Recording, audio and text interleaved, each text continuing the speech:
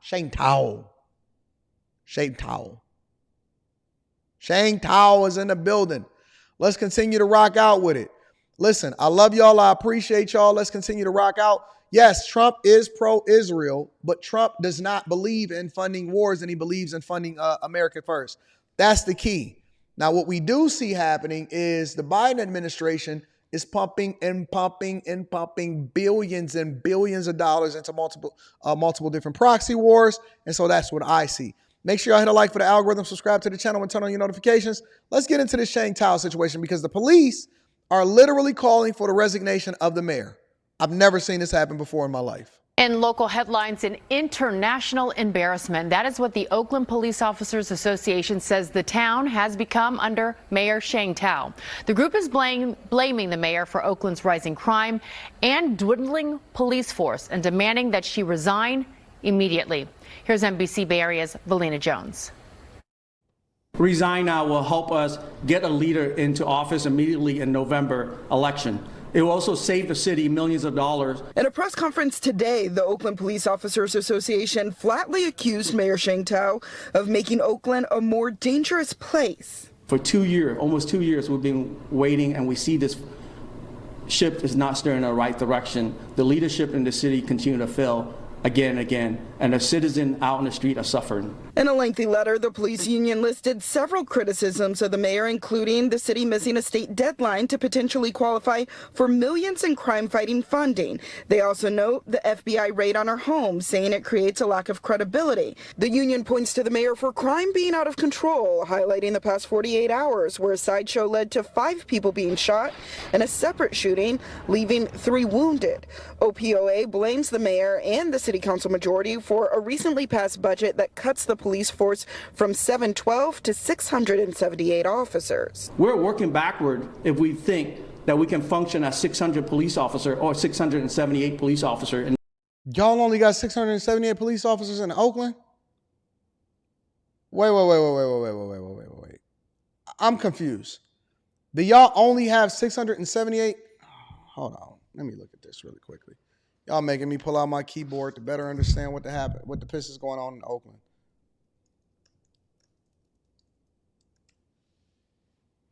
Y'all only got 600 police officers in Oakland total for all 3 shifts to police the whole city?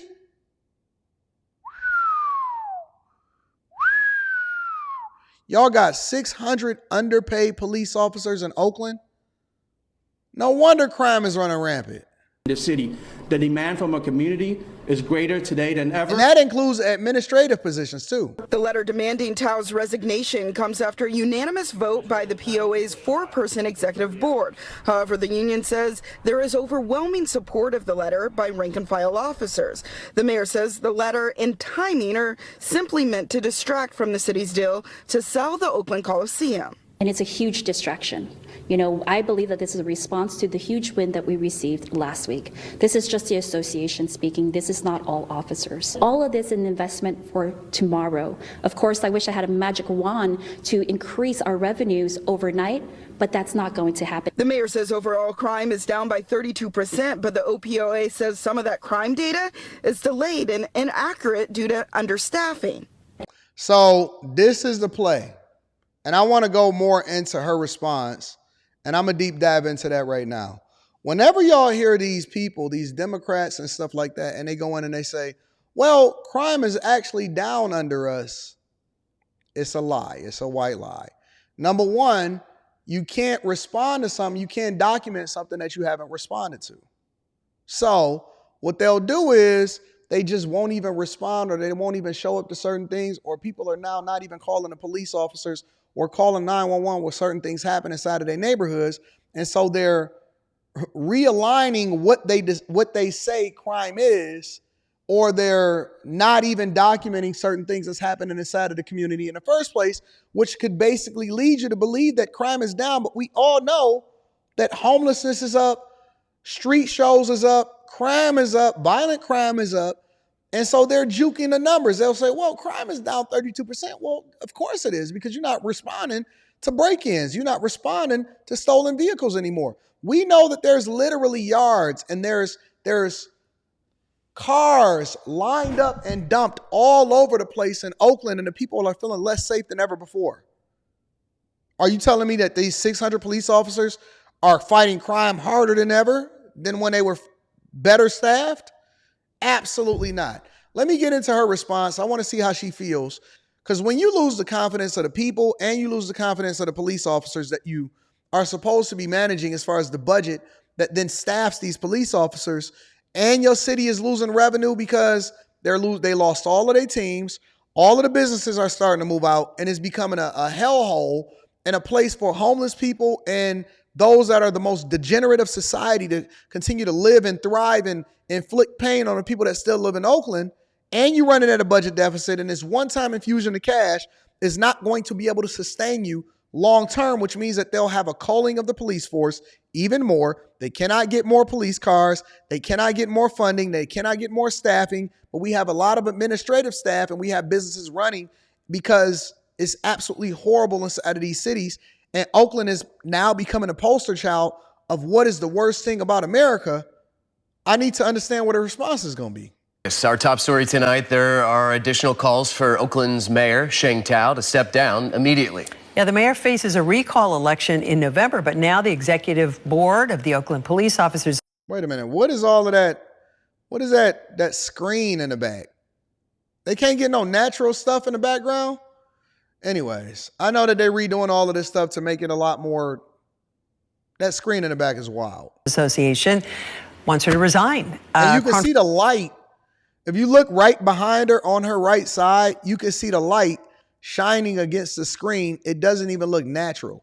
It's supposed to be like it's windows in the back and all of this stuff. It doesn't look natural. You see the light going against the screen? Who's the designers of some of these sets, man? For as Dan Kerman reports. This is a continued failure of the mayor, one thing after another. The four-member executive board of the Oakland Police Officers Association has called on Oakland Mayor Sheng to resign immediately. We see this ship is not steering in the right direction. The leadership in the city continue to fail again and again, and the citizens out in the street are suffering. At a news conference Tuesday, OPOA President Wee Win cited rampant crime and increased fear among Oakland residents. We want to let the community know that we hear you and we understand your frustration.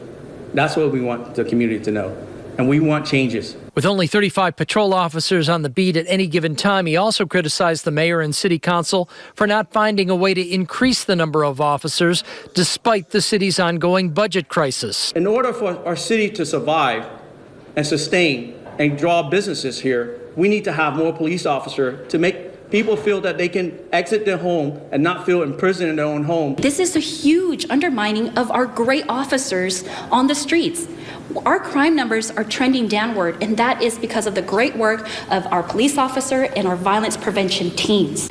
Oakland Mayor Sheng slapped back at the OPOA leadership, not only saying crime is trending down, but giving herself and the city council credit for saving 100 police officers by selling the city's share in the Coliseum site. The historic win on selling the Coliseum so it can finally be developed, that's going to generate tax revenues for... No, it's not.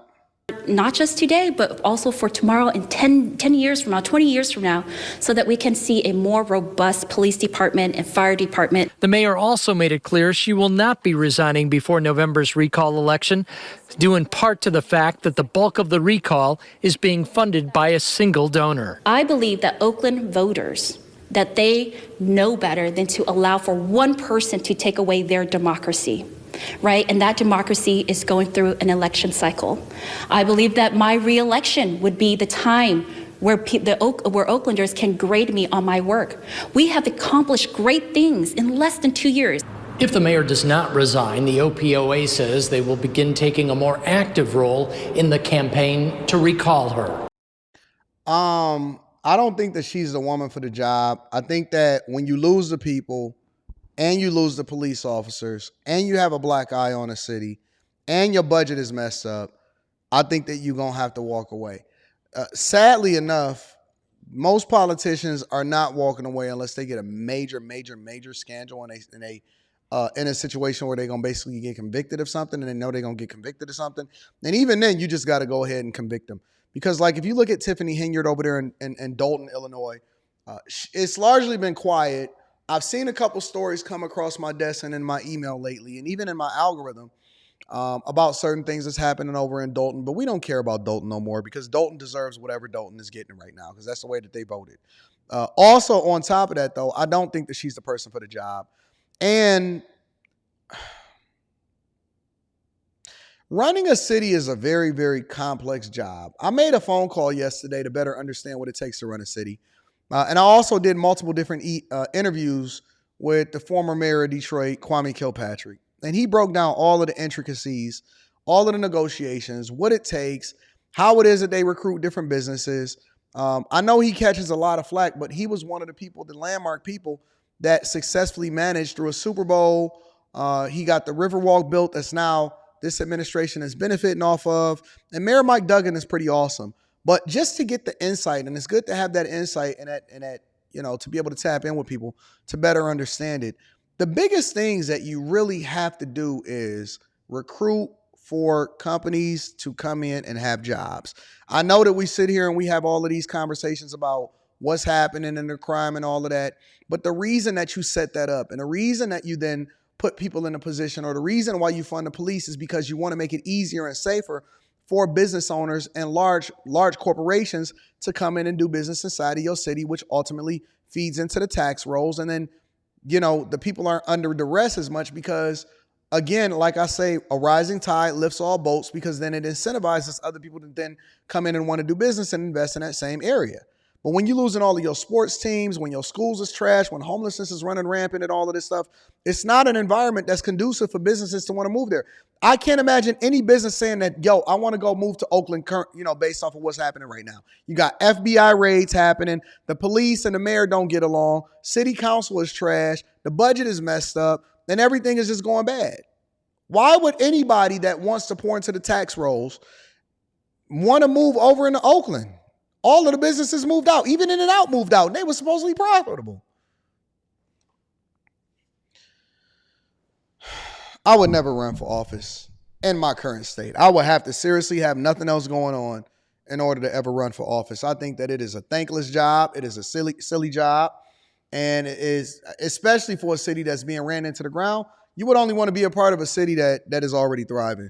Because if you got to fix it yourself, and it takes time to fix this type of stuff and recruit businesses and build great relationships, it's going to be bad.